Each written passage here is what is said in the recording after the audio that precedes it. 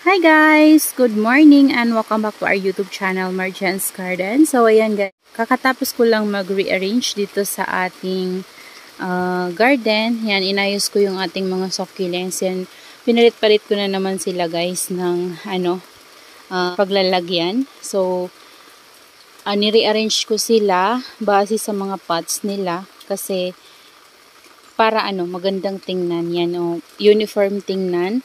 So nirearrange ko sila. Ayan. So bali yung mga pots natin na yung mga variegated succulents natin na nakatanim sa clay pots ay pinagsama-sama ko pahaba doon guys. Tapos yung mga white pot natin na bago na succulents, yan sama-sama ko din pahaba. Tapos ayan. Yan kasi yung mga variegated succulents, lalong-lalo na yung full variegated na super bomb guys, ay napapansin ko nagda-dry yung leaves sa top. So siguro nainitan siya ng sobra dito sa area na to, kaya binaba ko siya. Yan. So dito ko siya guys nilagay sa gitna na to. Yan, sa pangalawang layer para hindi siya masyadong mainitan. So kapag bumaba kasi guys yung net natin, na yan siya. So umuulan ngayon guys, pero umiinit. Ayan kung mapapansin nyo. Yan, umuulan. Tapos nagpausok din ako guys. Tapos hindi pa ako nakakapagwalis. Bali habang nag-rearrange ako, tinitingnan ko rin yung ating mga succulents at tinatanggalan ko ng mga dry leaves. Yan, para malinis na rin sila guys. And mamaya magwawalis din ako. Yan, after nating mag-vlog. So, ayan yung ayos nila ngayon guys. Ayan. Okay naman sila. At sa mga bago nating maitanim na succulents ay okay naman sila guys. So, yung iba nandito banda. Kasi wala na tayong ibang mapaglagyan. So, ayan yung ating prosperity pot ay okay naman dyan guys. So, shaded siya dyan banda. Yan. Tapos yung ating ruby necklace. Ayan siya.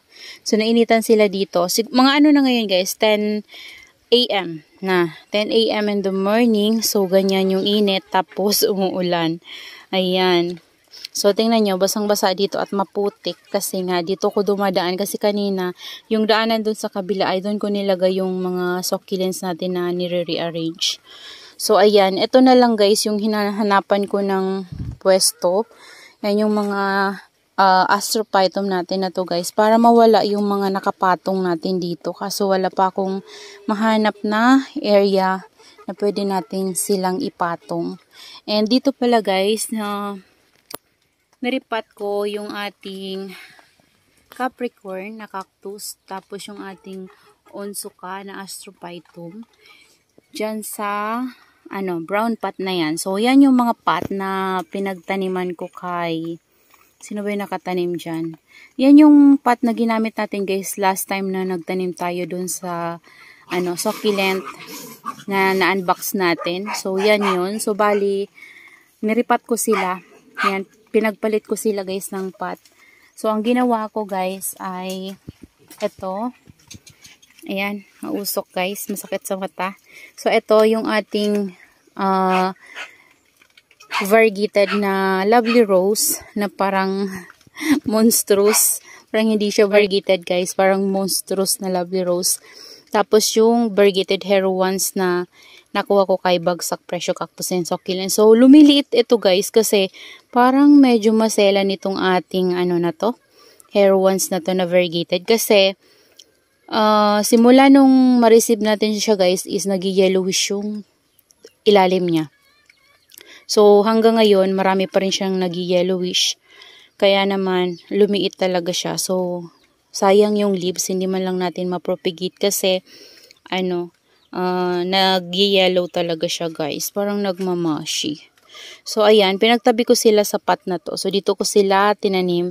Ito yung pot na napagtataniman ng ating Onsuka tsaka ng Capricorn. Tapos, dito sa kabila, dito tinanim ko yung,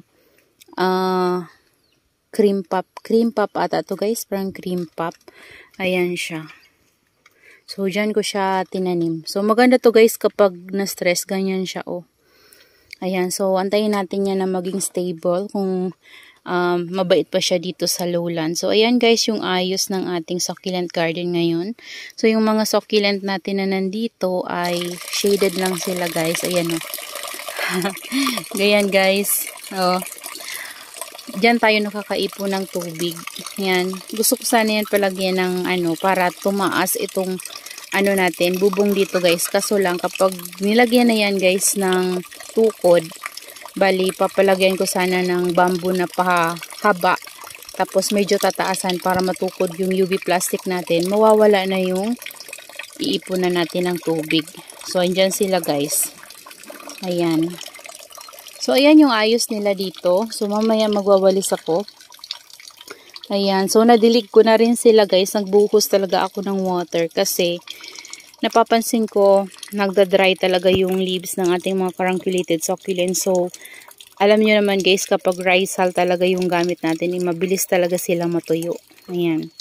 So, mabilis mag-dry yung ating potting mix. So, pinagpalit-palit ko lang sila guys ng pwesto. Ayan o. Ayan. So, yan yung bagong ayos nila, guys. Yan. So, nilipat ko dito yung ating octopus chantilly at yung ating osmanthus sa side na to. Tapos, yung bago natin na succulents, guys. Ayan. So, dito naman is nasi-shade na siya ng ng mga pots natin sa taas. Kaya, okay lang yan siya, guys, na dyan na natin ilagay.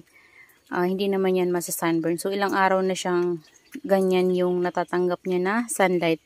Kasi nandun yan guys, nilagay ko sa dulo na yun. Pero okay naman siya, hindi siya napapano. So tumataas na yung mga leaves niya kasi nainitan siya. Yan, nawawala na yung pagka-green. Tapos nilagay ko dito yung propagation natin ng Beltana. Ayan siya guys. So stress siya kasi nandun yan sa ROS. So pinasok ko na lang siya dyan. Kasi wala akong malagay dyan guys.